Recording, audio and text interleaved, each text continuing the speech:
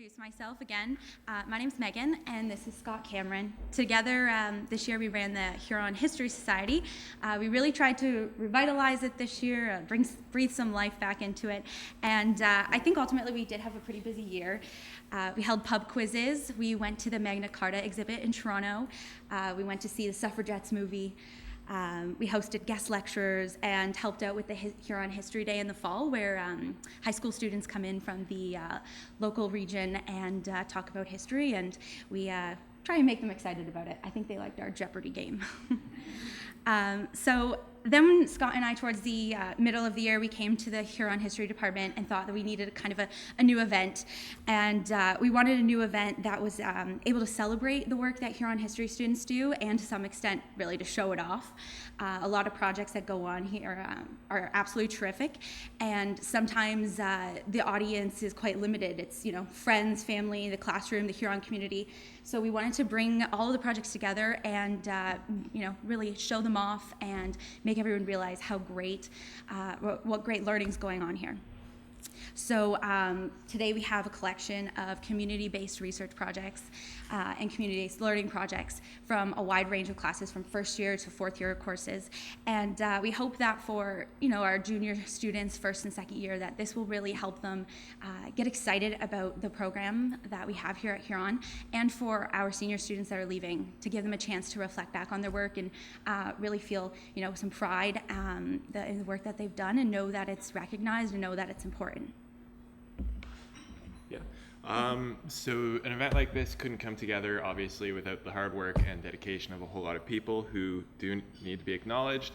We're very, very grateful to our guests from the community partners who are able to make it in today. Please make sure before you head out today, you pick up our nice thank you gifts. So wonderfully modeled by Megan. We also need to thank the Huron's faculty, helping out especially with this event. We've had Dr. Reed Maroney, Dr. Bell, and Dr. Peace be especially instrumental and especially helpful. But more broadly, we'd also like to thank the faculty at Huron just for being so involved in the life of the college. If you'll forgive my corniness, at Huron, all learning is community-based learning. And I came up with that 20 minutes ago. And so we're very grateful to the faculty at Huron. We'd also like to take this opportunity to recognize Amy Bell for her service as the chair of the department for the past 4 years or 5 years. A while. In which time Dr. Bell's published her book Murder Capital, been instrumental in starting up Liberated Arts, the undergraduate journal. She's revitalized student-faculty relationships with the Huron History Society, and she supervised my thesis, which was great too. Not my thesis wasn't great, but the supervision was. We'd also like to recognize that Dr. Reed Maroney is going to be the chair next year, and she'll be making her opening remarks in just a few minutes. And another succession is going on in the Huron History Society, where we'll have Matthew Patterson and Andrew Carruthers taking on the responsibilities of Rule for next year. To give you guys an idea of our outline for the day, from now until lunch, we'll be hearing some presentations from students about their research-based and community-based learning projects. We'll have lunch at noon, and over food, we've got some discussion questions to just kind of talk about the role of research-based learning at Huron and its relation to the discipline of history. We're going to talk about what I think we gleaned from community-based learning this year, in a sense. And then after lunch, we'll wrap up the day with a talk by Nick Van Allen on drinking across the rural and urban divide in 19th century Middlesex County. If you've got any questions throughout the day, feel free to ask Megan, myself, any of the faculty who are in the know, and I think that's about it. So we really hope you guys enjoy the day, and without any further ado, I'll pass it off to our incoming history department chair.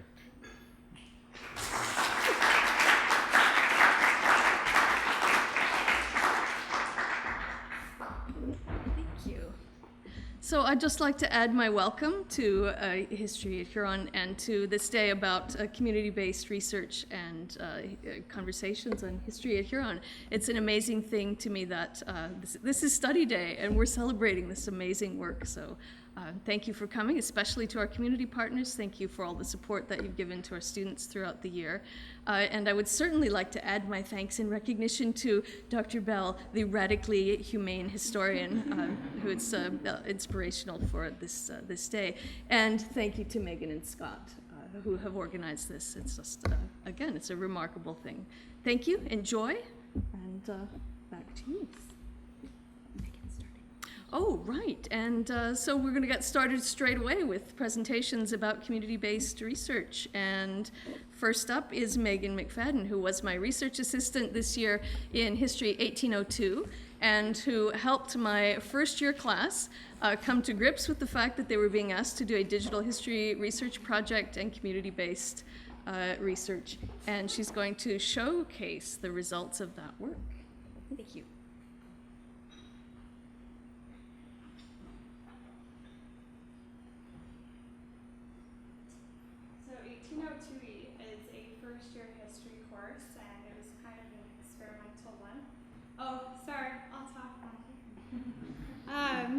It was an experimental one. It was the first time I think that a first-year course got the chance to experiment with a digital history project. So what they did was they went into the diocese and had the opportunity to go into the archives and photograph a colonial church and society minute book. And what they did then, when they photographed it, they transcribed about, I think, 45 pages of it, and then we've displayed it on this lovely website. It's by no means like very comprehensive, but it's just like a basic way that a first-year history course can kind of break into the digital side. So I'll show you a bit of the website. So the first part is just the About page, so it has a brief description. It talks a bit about the Colonial Church and Society Minute Book, and it's a primary source indicating the church's involvement in the anti-slavery movement. Here are some pictures from the archives itself, so they had the chance to use cameras and go into the archives and photograph it. And then here's kind of the meat of what they did. This is the transcription itself. So what we were able to do is put it in a PDF form and kind of display it like a book. And on one side is the image, and on the other side is the actual transcribed pages.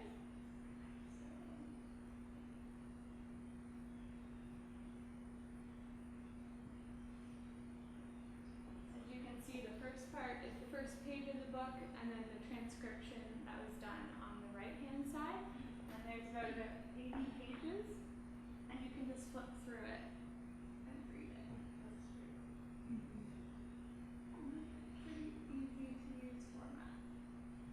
And this is something that can be done for other history courses as well that are doing transcriptions.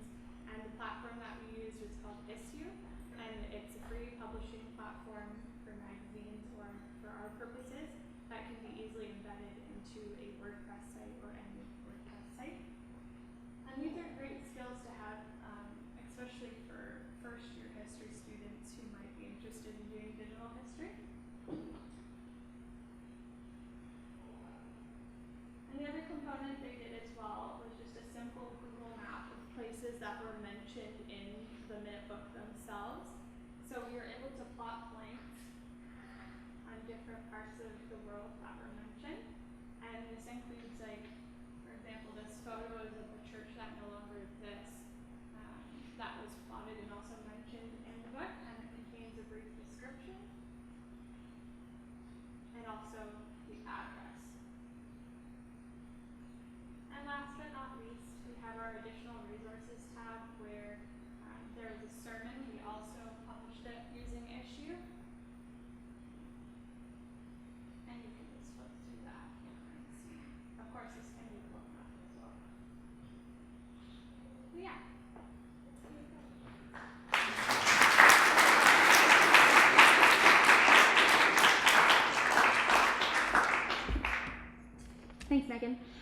Since we are a little time sensitive today, if there's any questions that you can't hold back, please feel free to ask them. If not, then maybe we could save some of it for the question or the discussion period later on. And thank you, Megan. That was the perfect amount of time. Okay, so next up we have students from History 2301, which I believe the American History course, right? I should know all of these course codes. I took them. So we have Madison, Elizabeth, and JR presenting the next one. Or maybe two of them.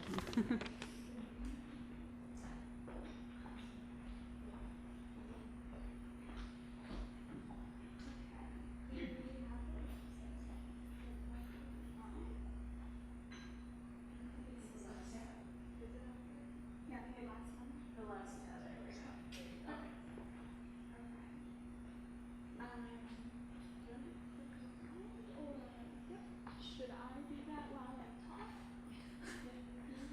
All right, so for our community-based learning project this year, we decided to build on the website of last year's class. We had the good fortune of having a platform already to present our research, so we just kind of, we started our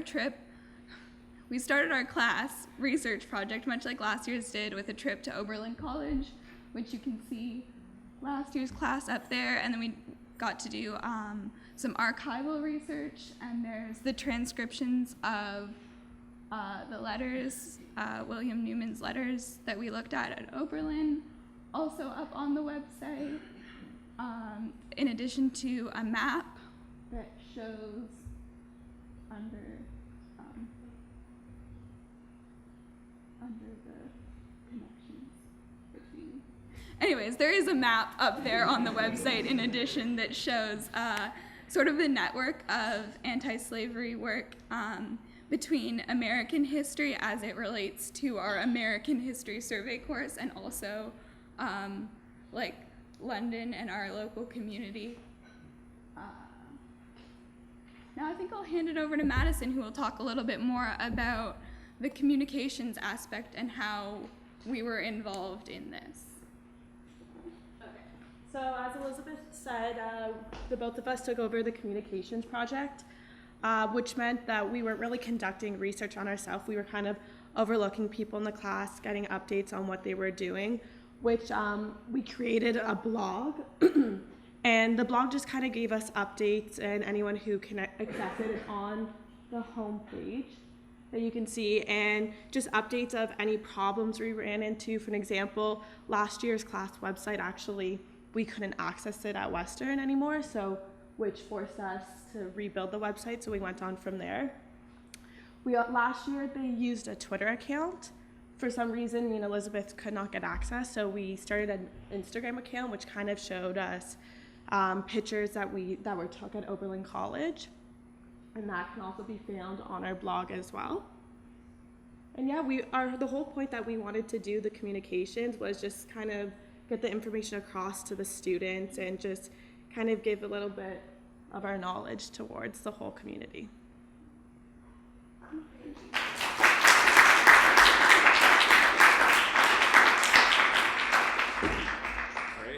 So thanks to Madison, Elizabeth, and JR from the second year American History Survey. The next group up we have to present is Hannah and Hannah from the third year American Slavery course, and they're presenting on history and memory.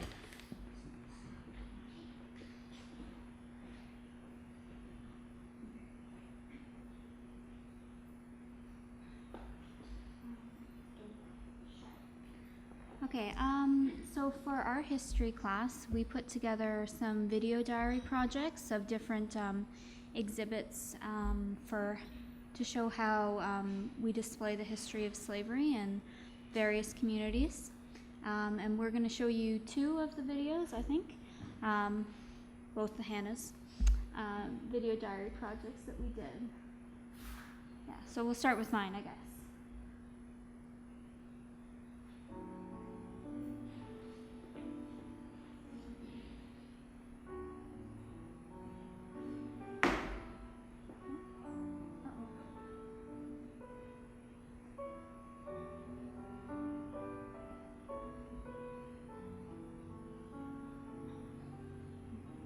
I do start talking Montgomery eventually. Bus Boycott, a rally in which African Americans refused to ride the city's transit buses under a system of segregated seats, began on December 4th, 1955. 4 days earlier, Rosa Parks, a middle-aged African American woman, initiated the boycott when she refused to yield her seat to a white man when all the other seats were full. She was arrested and fined. Although the initial plan was only to enforce a fixed dotted line on the buses, so that Rosa Parks could have remained in her seat and the white man would have had to stand, the movement quickly grew to protest all forms of black segregation. On the 20th of December 1956, the United States Supreme Court declared that the Alabama and Montgomery laws requiring segregated buses as unconstitutional. They violated the 14th Amendment that was established after the Civil War. This amendment declared that all citizens, regardless of race, had equal rights and protection under federal law. The Henry Ford Museum in Dearborn, Detroit, houses a number of important historical artifacts that were pivotal in the history of the United States. The one I will be discussing is the bus in which Rosa Parks refused to give up her seat, sparking the Civil Rights Movement. In the Henry Ford Museum, the exhibition of Rosa Parks and the Civil Rights Movement is found in the With Liberty and Justice for All section of the museum. As seen from the map, this section of the museum is presently located quite prominently, very near the entrance. Reconstructing historic buildings and artifacts has become very important in public history sites. Often, when safe, historians will try to use the same materials that were used in the original model, as was the case with the bus. The desired effect is to recreate the atmosphere of the scene, so the public can emphasize even more. This was certainly true for my friend and I, as we sat on the same bench that Rosa Parks did. These small, everyday things can connect us to other times, places, and cultures, just as much as the grander, more spectacular exhibits. The Montgomery Bus Boycott is widely regarded as the earliest successful mass protest on behalf of civil rights in the USA. It set the stage for additional large-scale actions outside of the court system to bring about fair treatment for African Americans. An important figure, Martin Luther King, also emerged as a prominent national leader of the civil rights movement through this boycott. King's I Have a Dream remained the hallmark of the civil rights movement throughout the 1960s. Rosa Parks also became one of the most potent symbols for black segregation in the civil rights movement. Under the banner of With Liberty and Justice for All, the Montgomery bus serves as an artifact and an image that commemorates the power of black unity and the importance of equality in America.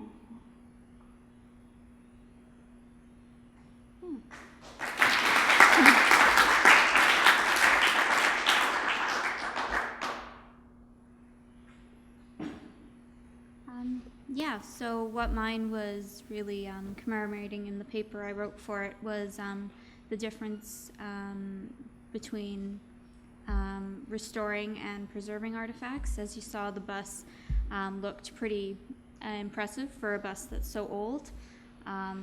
They repainted it and all sorts of stuff, and my kind of argument in the paper was whether this really restored the memory, and I said it did. I don't know what everybody else would think, but anyway, do you want to show yours? Do you want to see if you provide it? Okay. This past fall, our class took a trip to Oberlin College in Oberlin, Ohio, to learn about the school's anti-slavery history. Oberlin is home to many sites of memory, including monuments from abolitionist work to civil rights. One site that attracted our attention was the Healing Garden, set up next to the more well-recognized underground railroad track sculpture. The garden is home to several medicinal plants that were traditionally used in African American folk medicine. We found the site interesting because it was different from most monuments commemorating people, places, or events. The Healing Garden memorializes a certain kind of knowledge, and this practical kind of information was often carried by women. The garden also includes plants such as butterfly weed, insect bites, and poison oak, Nail ferns, for one, catnip, for insomnia, hives, diarrhea, gas, menstrual cramps, and colds. Wormwood for indigestion and poor blood circulation. Evening primrose for tumors, coughs, colds, depression, and rashes. The two components of the monument were not originally designed together. The installation of the train tracks in 1977 was part of a student project by Cameron Armstrong and given to the university as a gift in the senior class. Later on in 1998, Dennis Greaves, the grounds manager at Oberlin, installed a medicinal garden after being inspired by a similar project initiated in Morton, Illinois. A book called Folk Wisdom and Mother Wit, John Lee, an African-American herbal healer, inspired both gardens.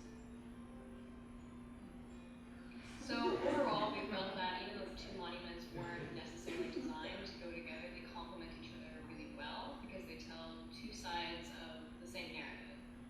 Yeah, the railroad tracks tell more of like a heroic story, one that we kind of romanticize, whereas the gardens take us back to the bodily and everyday type of issues that people faced.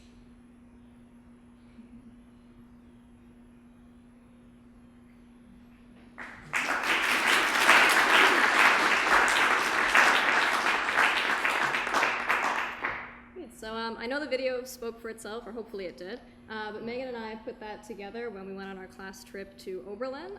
Sadly, when we went, it was the fall and the garden had already been cut away for the winter, so we had to find a few other pictures from a few different places. But it was a lot of fun to put together. Putting a video together involves a lot of different challenges and ways of thinking than just writing a paper, so it was very different, and we had a lot of fun. And hopefully it was clear and worked out, and all of you understood what we were trying to do. But yeah, thank you.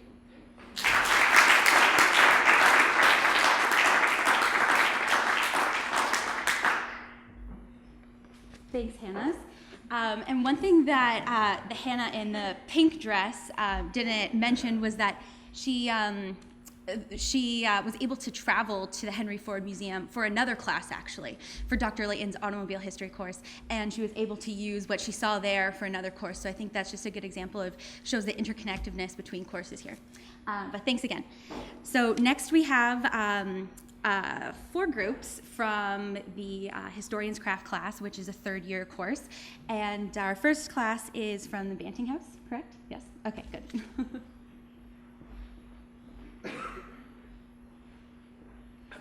Thank you very much.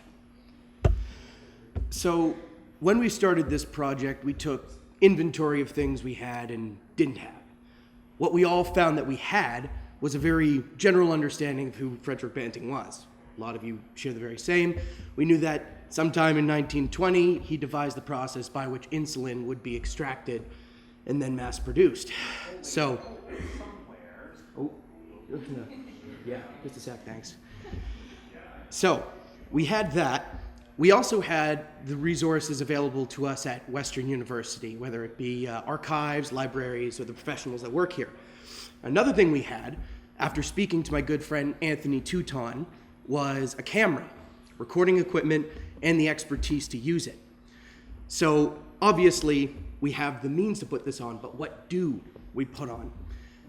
When we got to Banting House, it soon became very clear. I think to those who have been there before, you notice it's a very closed space. It's nice, it's a turn-of-century home. It's not like many museums because it wasn't built as a museum. It was built as his first clinic/home.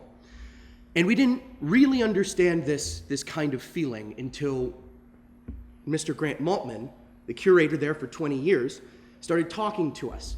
Stories about Banting, and mostly stories about people that went there, who had been afflicted by diabetes, had gone to the 2nd floor, and stood in the Banting bedroom. And in many cases, wrote these little notes in many languages. There were English, French, Spanish, Farsi, Japanese, Mandarin, people from all across the world. And all they had was the same message, just thank you. For many different reasons why, but thank you. And it was then we knew that the documentary format would be best to kind of relay this emotional content and include some informative one as well. So with that in mind, I want to give one last thank you to Western University. I want to give a thank you to Dr. Michael Dove, who we interviewed for this project, Mr. Grant Maltman, who couldn't be here, but we couldn't have done it without him, And we want to thank the whole community-based learning prospect and how it was set up. Without it, we wouldn't have done this. So, without further ado, a moment of inspiration. You're holding out hope that somewhere someone's going to come up with something, and fortunately, on October 31st, 1920, Banting did come up with something with his 2 a.m. revelation here at Banting. Would you mind taking that photo? Can you tell us who that is? No, I can't. Tyler, do you know who this man is? I do not. Do you know who the man is in the photograph? No. Do you know who this man is? No. Can you identify who's in the photo? This is Sir Frederick Banting. Secretary of School. You know who that man is? Yes, it is Sir Frederick Banting. So Frederick Banting grew up in Alston on a family farm, sort of late 19th century, last decade of the 19th century. We know Sir Frederick Banting as Codex Governments, but it's a far more varied career and life experience. Growing up in a small farming community of Alston, just north of Toronto, graduated the University of Toronto, war hero in the First World War, struggling doctor who is in the right place at the right time, comes up with the greatest medical discovery of the 20th century, which gives him a lot of pressures, I guess, both real and perceived from society, which leads to this fantastic career in art, and then an untimely death during the Second World War, also.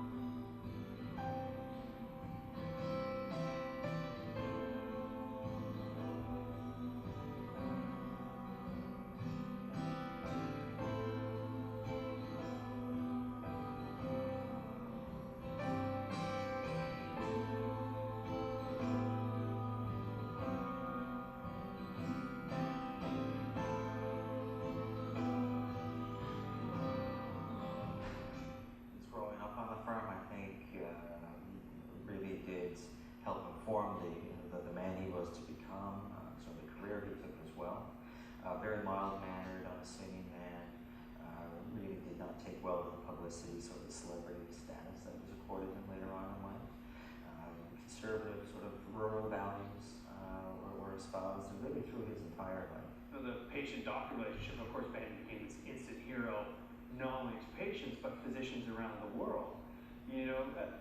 If you had a patient, if you knew this family, and their child is your patient, you've known them for years or known the family for years, and you have to break the news that your child is going to die. There is nothing I can do for you.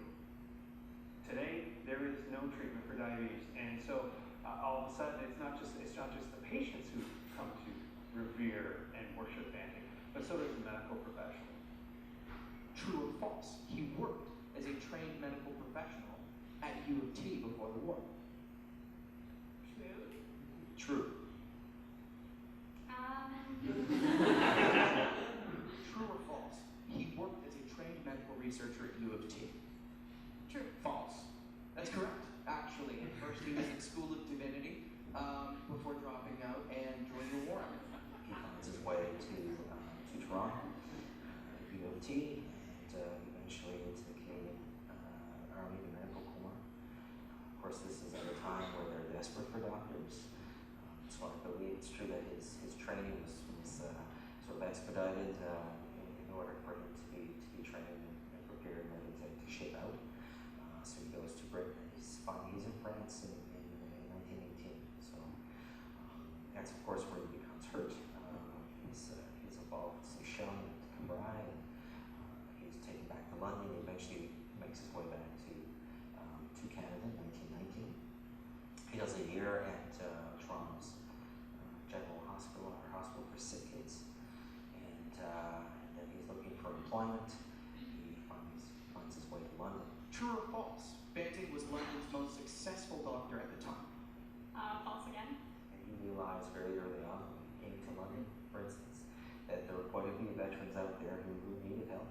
assistance. When he was discharged after the war, he came to London where he opened up a clinic. He would write prescriptions for alcohol, because at the time, of course, you couldn't just buy alcohol. Some of these veterans were going through some horrific, effects of war.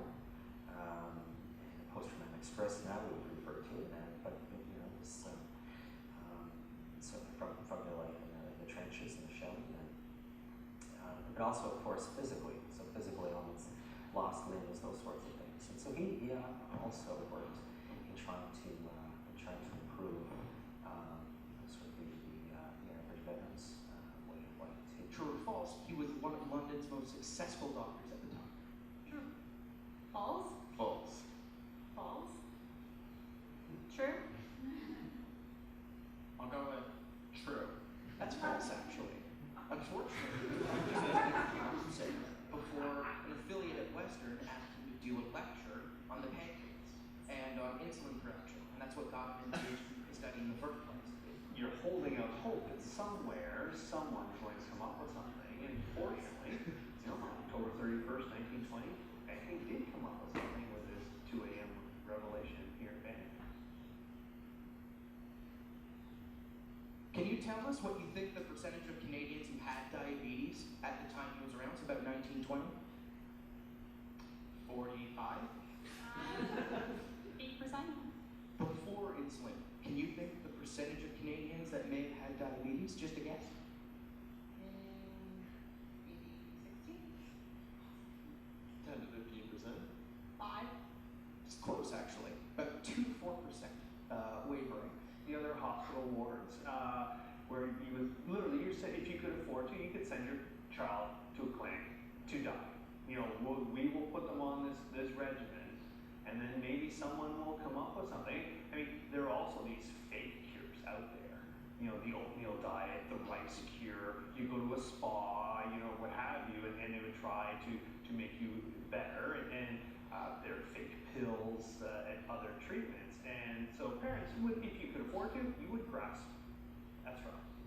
For these people who were diagnosed, how long do you think their life expectancy was without insulin? Less than 30 years. 20 years? Not great. I have no idea. Years? Maybe a year. It's about 6 months to 2 years. So it's a median there. Absolutely. Your life expectancy was generally about 6 months to 2 years, and it was a horrible existence. It would be a starvation diet. That became Dr. Frederick Allen in the United States. It became the treatment, and it's basically you're trying to eliminate all the sugars that you can possibly get into your system. So 55 carbohydrates per day would all you'd be allowed. Vegetables would be thrice boiled before they're given to you, and you're given small portions. And as a parent, you have 2 choices. If your child's been diagnosed with diabetes, you can go on this plan.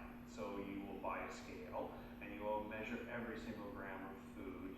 The standard book was the Jocelyn Diabetes Manual that will help you with portion sizes and how to clean your equipment and what have you.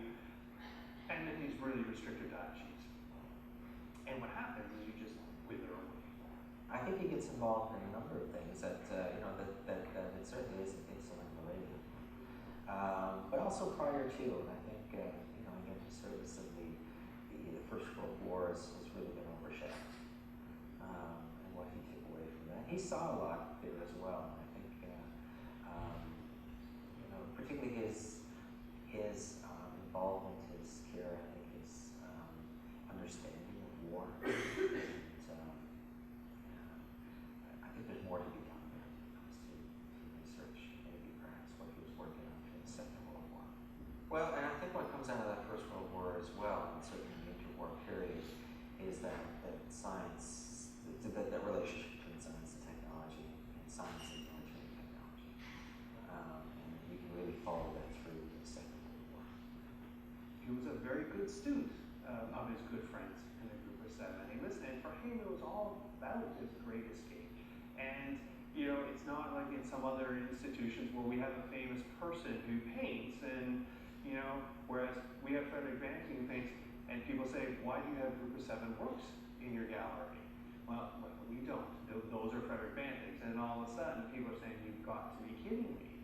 And here we have something that people, say, well, is this a group of 7 painting? No, this what it is 8 years of painting under the direction of William Jackson, and really shows his growth as an artist. People would say he's nothing but a copy of the group says, of course he paints like this. We're the ones teaching him how to paint. He does about 200 paintings and keeps most of the way. I get Christmas cards from visitors from 20 years ago. Coming here just to hope things are well at Banning House, still remember fondly the tour. And I mean, it's very gratifying, and it just sort of reinforces what we're trying to do here. We made an impact on someone, and so I get to laugh with a scientist, and who says, I will be back in 5 years to extinguish your flame. And one of the other things that stands out, of course, is his when he finally dies, the plane crash. Of course, that happens in Newfoundland. Diabetes is our ultimate story. That is what we're about. We're about helping, 12 million Canadians affected by diabetes, 372 million people around the world affected by diabetes. We're the caretaker of that story, and that's what that plan of hope represents. It's what the globe represents. The world will be gathering here when that cure is found. And in the meantime, people can learn what this place is about. As you say, through this medium, social media now is helping us tremendously with our promotion because of our small budget. So things like this are just that little piece that will help build our story around the world.